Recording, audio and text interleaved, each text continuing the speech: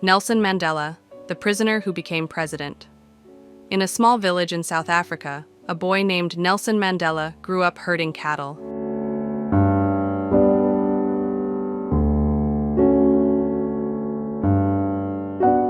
Life was simple, but unfairness was everywhere.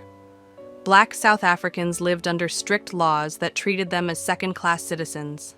Mandela studied law and became a voice against injustice.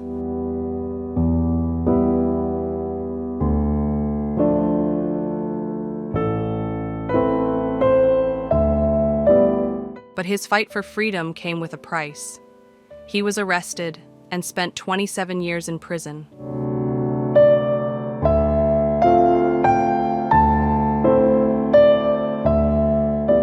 Many thought the world would forget him, but instead, he became a global symbol of courage.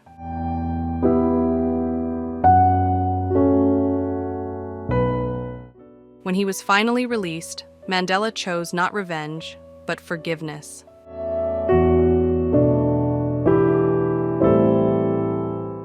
In 1994, he became the first Black president of South Africa.